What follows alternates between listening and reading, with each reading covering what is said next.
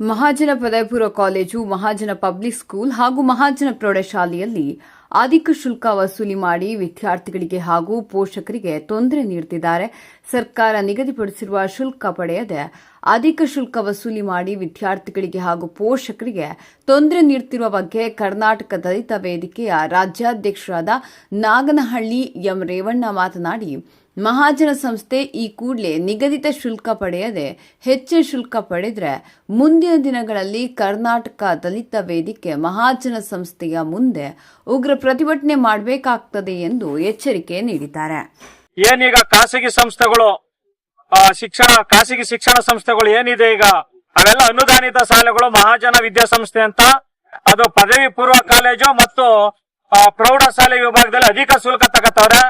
ಇದಕ್ಕೆ ಸಂಬಂಧಪಟ್ಟ ಇಲಾಖೆಗಳಿಗೆ ನಾವು ಮೆಮೊರಂಡಮ್ ಕೊಟ್ಟರು ಸಹ ಯಾವುದೇ ಕ್ರಮ ವಹಿಸ್ತಾ ಇಲ್ಲ. ಅಧಿಕಾರಿಗಳು ನಿರ್ಲಕ್ಷ್ಯ ವಹಿಸ್ತಾವ್ರೆ.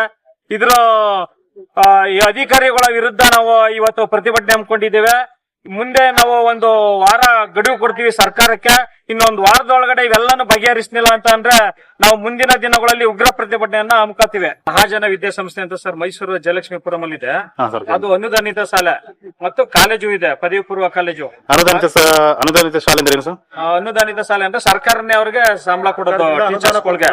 ಆದ್ರೆ ಖಾಸಗಿ ಸಂಸ್ಥೆ ನಡೆಸ್ಕೊಂಡು ಹೋಗೋದು, ಸರ್ಕಾರ ಅವ್ರಿಗೆ ಸಂಬಳ ಕೊಡೋದು. ಆದ್ರೂ ಅವರು ಅಧಿಕ ಶುಲ್ಕಗಳು ತಗೋತಾ ಇದ್ರ ಸರ್. ನಾವೀಗ ಆಲ್ರೆಡಿ ನಾವು ಕಂಪ್ಲೇಂಟ್ ಕೊಟ್ಟಿದೀವಿ, DDP ಆಗ್ಬೋದು, BO ಮತ್ತೆ ಸರ್ಕಾರ ಪ್ರಿನ್ಸಿಪಲ್ ಸೆಕ್ರೆಟರಿ ಸಮೇತ ಕೊಟ್ಟಿದೀವಿ. ಆದ್ರೆ ಯಾವುದೇ ರೀತಿ ಕ್ರಮ ವಹಿಸ್ತಾ ಇಲ್ಲ. ಅವರು ಅಧಿಕಾರಿಗಳು ನಿರ್ಲಕ್ಷ್ಯ ವಹಿಸ್ತಾ ಇದಾರೆ.